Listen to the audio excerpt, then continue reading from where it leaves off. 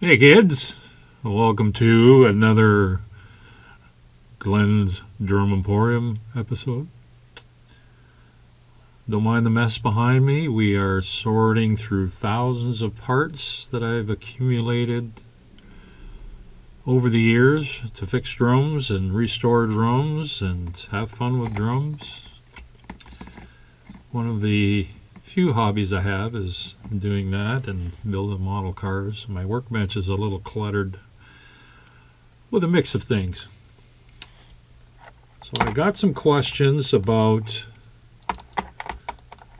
drum sets and the quality, how to distinguish the quality of drums over the years between really good ones and some of the really cheap ones. Well, that would take a long bunch of videos.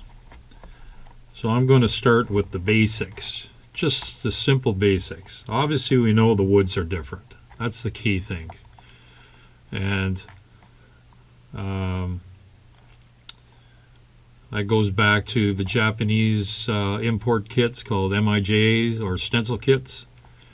Not all, but most were this... I think it's called Luan, and it's like a mahogany. It's a really cheap mahogany, and it was lightweight, easy to work with, and cost effective, and that's why those drum sets look pretty and were built with this, and the prices were low, but built with this wood. And like I mentioned in one other video, I've come across some that were really good quality, and I have a few of those kits and did a video on them. But another difference, and this just doesn't apply to just those kits, even in American-made stuff and British-made stuff, when they make lower lines, they skimp somewhere. They have to find a way to cut the buck. Normally, they'll eliminate some lugs on the drums instead of having on a tom 6 on the top, 6 on the bottom. They might go 5. I've seen some as bad as 4, which means you can't even tune the stupid things. Bass drums go from, say, 10 lugs per side to 8, and even 6. And yes, I've even seen cheap bass drums with 4 lugs per side. You cannot tune it at all. So, another way they skimp is on the lugs themselves. Drum lugs. They basically hold the drum head on. The tension rod goes in there, and I've been rebuilding all kinds of drums, restoring them since early 80s. I started playing drums in 77, and I just found it really fun to buy up old kits at that time and fix them up and flip them, sell them, keep what I could, but most of them were to flip. Make some money and buy more drum gear for myself. So what I've noticed over the years, I'm going to give you a few brands here. The Japanese were notorious for copying top grade drums in a lot of ways. Most of those ways were in the drum lugs. I'll give you a few examples. So this here, you can see the 3 lines. This is a dirty lug, but this is actually a Gretsch lug. Very high quality drum company. That's just a dirt or some mark on it. Like I say, these are in my stash as backups. But this is a Gretsch lug. 3 grooves on the top right here. I'm going to move the camera in closer in a sec. 3 grooves here, and then the famous arc contour. And beautiful lug, really. And we'll show you the backside.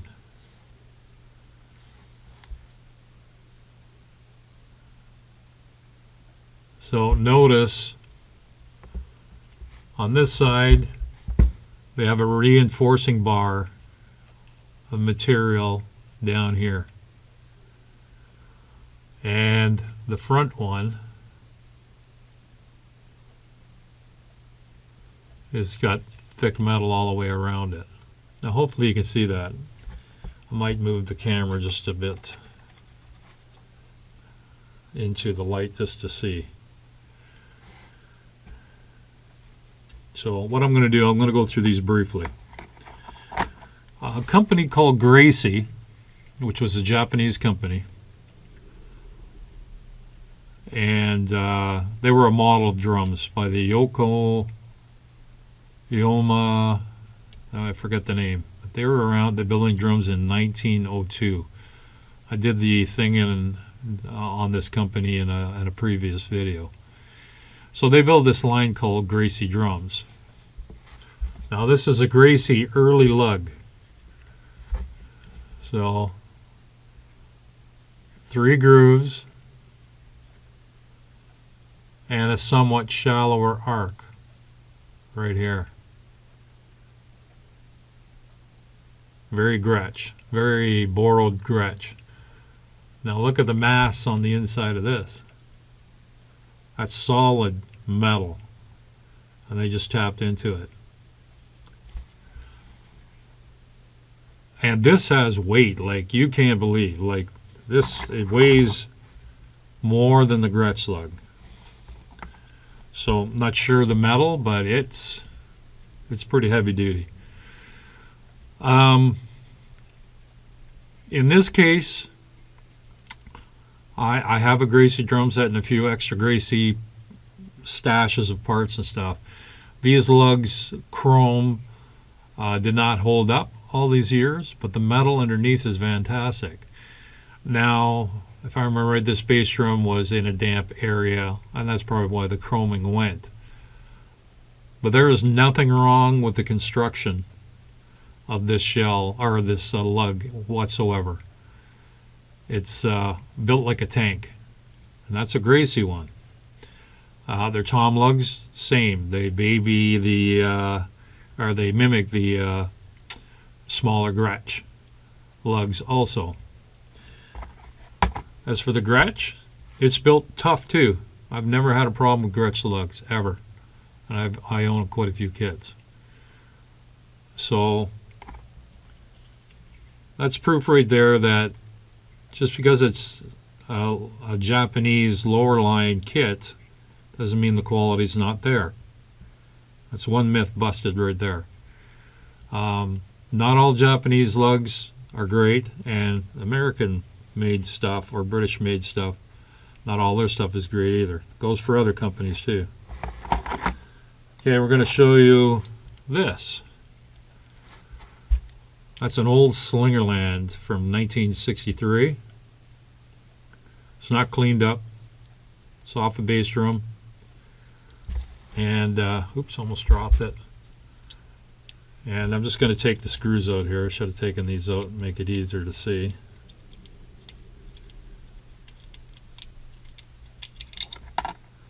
Try to do it without losing them.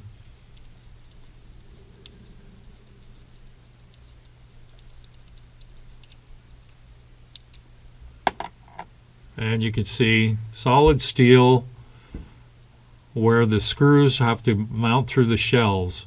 Very solid. I've never had problems with Slingerland. I own a few of these kits too. And I love the design. Very sleek. Couple of contours right here. Right here. And just a nice shape. I always like those. So the Japanese made clones of that. I think 3 or 4 variables. I've got 2 of them here. So this one here, heavy duty. Almost like the Gracie drums. Solid mass. You can't break these things. They're very, very well made. So mimic the contour just a little bit, and the beautiful slope, the flange that ends here, very similar. Okay.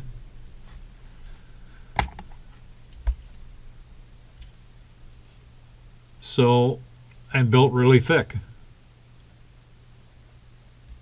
And it definitely has a lot of weight. Never had a problem with those. Great lug design for the time. Here's a similar one, but again, an import, Japanese, found on many MIJ kits. Now we notice on this one where it feels really strong because they built this flange up on the front here and they put a ridge around it. It adds strength, but the metal is thicker, or thinner, sorry, thinner.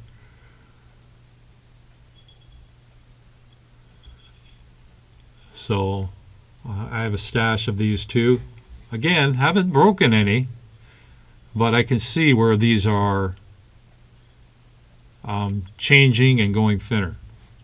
So we're just going to move those aside for right now.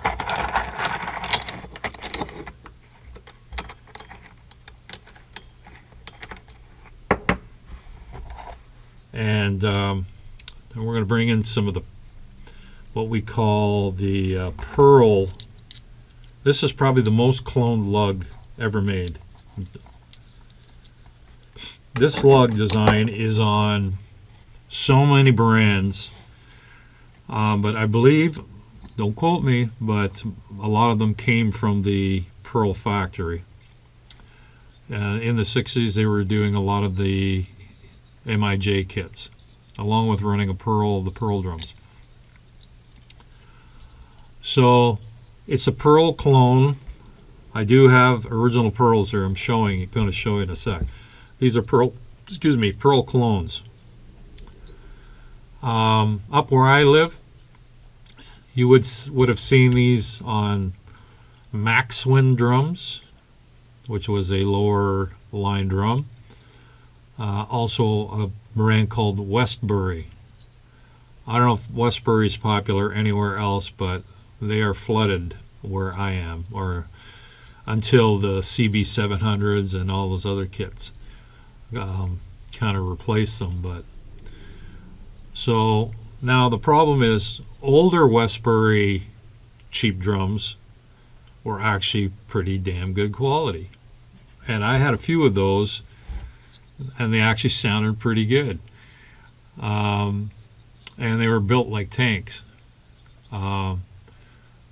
They're not Gretsch sounding and they're not top line Pearl sounding, but they were good sounding drums for the price range, and the hardware was built really nice using these lugs. When you work on drums like me and you start ripping them apart, then you see where these companies start to skimp, and no more than with this company that makes these lugs. So I'm going to show you the original Pearl one, and then we're going to move down the food chain here. Similar style lug design. This is a top of the line Pearl. This is not cleaned. This is off an old, I believe it's a 79 or 80s kit, and it's going to be cleaned up, but the chrome's a little bit pitted. Nobody's chrome was as good as Premier drums. Premier drums, they had the best chroming in my opinion in years past. But anyways, back to this. Built like a tank. It's really heavy, really heavy. And you know why? Because look at how thick everything is in there. And also, I want to note that they have a very cool idea for muffling the spring, because the spring inside vibrates when you hit drums. They put a piece of round tubular like styrofoam inside the spring that stops it from vibrating and making an annoying sound, especially if you're in the recording studio. I thought that was a pretty slick idea, so I left it in there just to show you.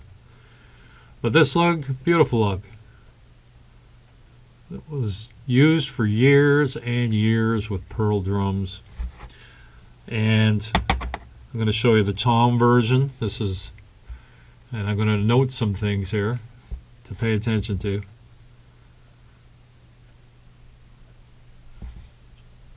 So look at these stress areas. Like, these are high stress points when you're bolting this to the drum and you put high tension on here for the skin. It's going to want to pull that lug this way. So these stems break on cheaper lugs. So as you can see, reinforced right in here just because of the casting. Okay? Note of that. Keep note of that as we go through the clones. Okay?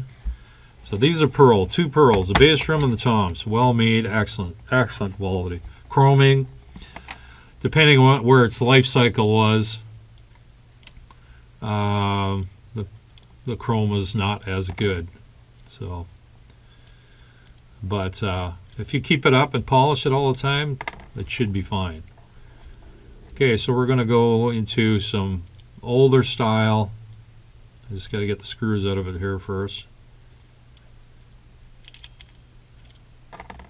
Older style Westbury. This is off Westbury. So look, same design, right?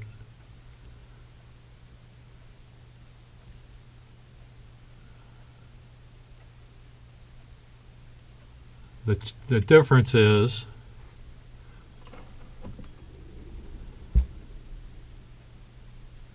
in here we now have the stem kind of standing out in the middle. Note this one here too. But now we've got a cross brace to hold this peg. Without that cross brace in there holding this stem would break. And I know that for a fact because as we move down the food chain, we're going to come into some really skimpy workmanship. So this one is a good Westbury pearl clone. It will hold up to the strength because it's got this piece right across. Okay?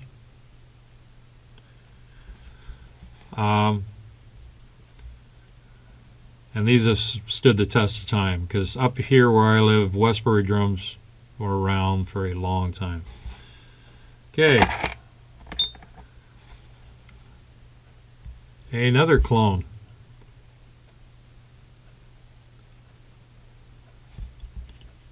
Same design, basically. This one is what I call a tri-flange. This one's pretty dirty. This is a well-built lug too. Thickness is good. Most likely won't break. This has got some corrosion in it and will have to be soaked, but I'll just give you an idea. Triple flanges, one cross right here, and then they put a backer piece here. So this pin has a support from back and across side to side. You can see that? And then this side here is on the flange. Again, never had problems with these ones. The spring inside, normally what I do is I've said this many times, is I take the spring out, put some little bit of a cotton ball in there, and then put the spring on it, and the cotton will muffle the the spring. Okay.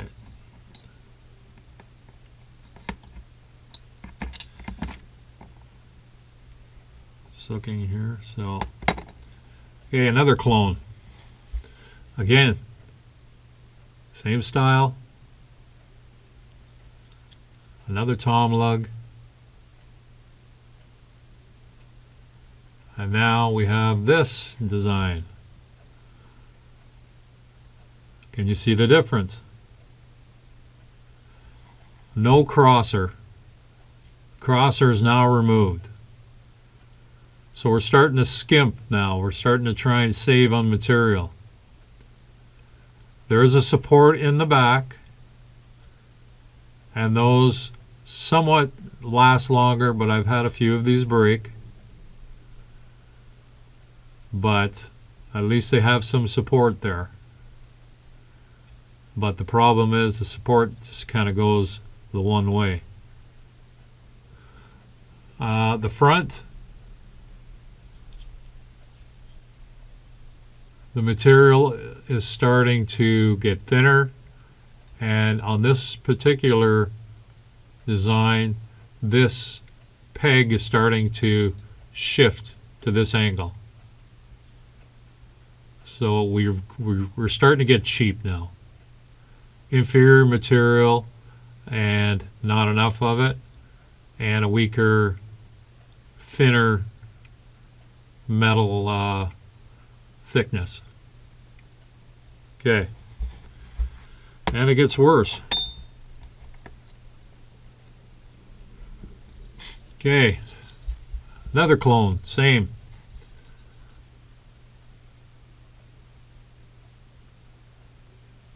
Same basic design. But now, this metal flange is so thin right here. And they've taken away material all the way around and thinned this whole the shell of this out. Note the longer stems. That's a bad sign. Long stems will not handle the torque of tightening your drum heads. If you're a drummer that plays a little bit tighter tensions, these will break. Guaranteed they will break. As they get older, they can get slightly corroded. They're even weaker. So in the back, you don't have this support anymore, but deep down there's a bit of a support. I don't know if you can see it. But the stem is so long now that leverage is taking over and it's going to snap. Okay, these are crap. If you have a drum set like this with these on, change them out because they're going to break. Not as easy as the one I'm coming to, but this tower is already starting to lean this way, and so is this one, because you're tightening here, and it wants to pull the lug along the shell this way.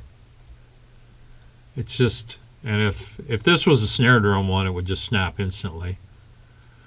But I could break this, and I've had some lugs. There was a cheap brand of track drums. I could break the lugs in my hand.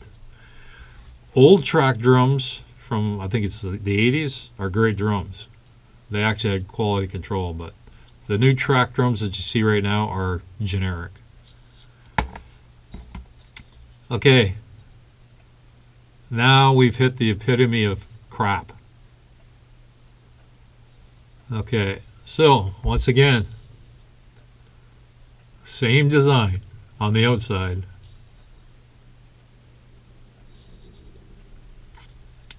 Still got this stupid flange that's now so thin, and I'm using this lug is because this bent right here. I don't know if you can see that bend in there, but this is bent. Like I could take this and bend it with my hands. But now, notice the construction. we have zero, right here on this side, we have zero support for this one beam, or one peg I should say. There's no support whatsoever. And I don't know if you can tell, but it's starting to bend and break the back of the lug. It's actually distorting the back shape because the peg is moving and taking what little contact it has here in the mold and ripping it out of the actual lug. These lugs here break all the time on the back. They just pop right out like this, and you're left with an open back. Junk. Absolute junk. Usually when I'm working on these drums, if I'm doing them for somebody else, I say find some replacements. All you have to do is metal the bolt pattern, mid-hole to mid-hole, and find replacements. So you already know basically pearl of this style and the Westbury in most cases will fit, but some of them the peg distance is different, so you have to do some measuring. But you can tell this peg, even though it's on this flange, you figure, oh, that's gonna add strength. The metal is so thin it's bending this way. You can see it. So unfortunately, that's the scoop. You can't see that when you buy these drums. But I'll give you a hint. If you're buying anything with these lugs, try and find the older drums with them. Modern cheapo drums, and for the most part, are pretty crappy. And you're going to find that issue with a lot of their lugs. Now, there are some companies that put out some good stuff that's low-lying. But your first clues are, at least on the smaller toms, have 6 lugs. Okay? In higher quality drums like Gretsch, where they go 5, their lugs are great. Their rims are die-cast, heavy thickness, so you can tune them having 5 lugs per side. But cheap drums, the rims bend. It's another cheap area they skimp on. They bend, you'll never tune it. And the bigger toms, like floor toms, you definitely want 8. If it's a 16, sometimes you can get away with 6 lugs on a 14. Depends on the quality of lug and the rim. And it'll tune up fine. You definitely don't want 6 lugs on a snare unless you get some heavier rims. I know the Japanese did that. They went with 6 lugs per side on their snare drums, and the rims were a bit thicker, so you could get away with it. And I have Japanese snares with 6 lugs, and they tune up fine. All depends on the lug, if it's going to snap, or the rim thickness. So die-cast, if you want to go with less lugs, you got to go die-cast hoops for strength.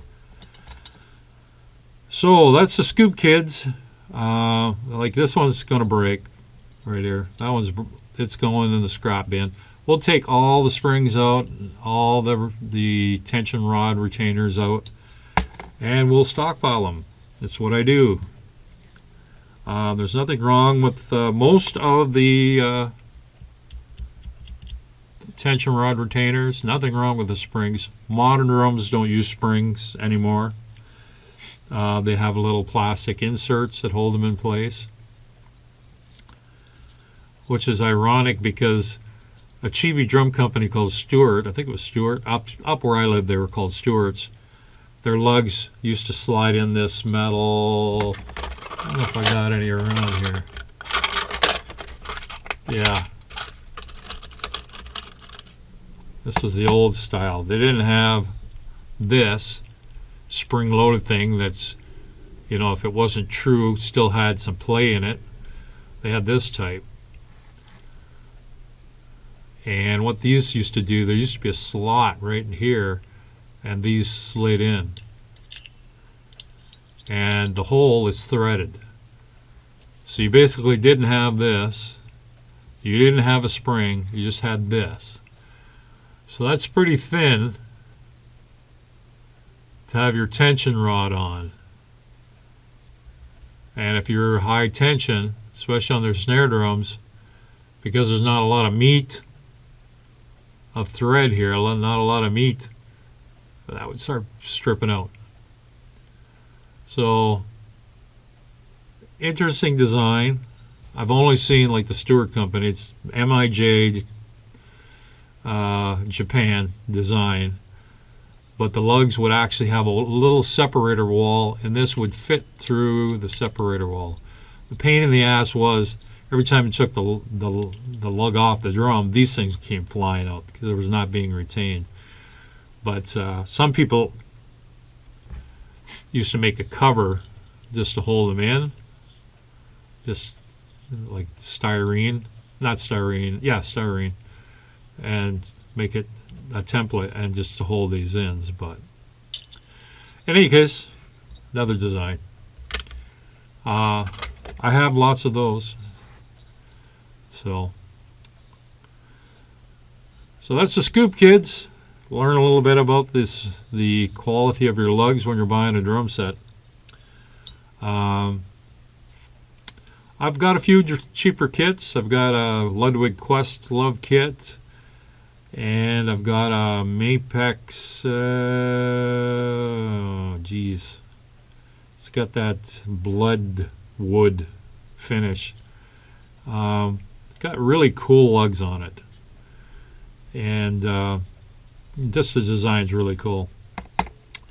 And I've tuned those up pretty tight, and they haven't exploded yet. So, yeah, I forget the name of that kit. It's a little bebop kind of 4-piece kit with a tiny bass drum and a 10 and I think a 13 tom. Nice little kit. Garage sale special for like $100 or $150 something. Oh, it was $100. Yeah, so. Okay, that's the scoop for today. And keep sending in those questions. I don't mind answering them. But I hope that helps. Peace.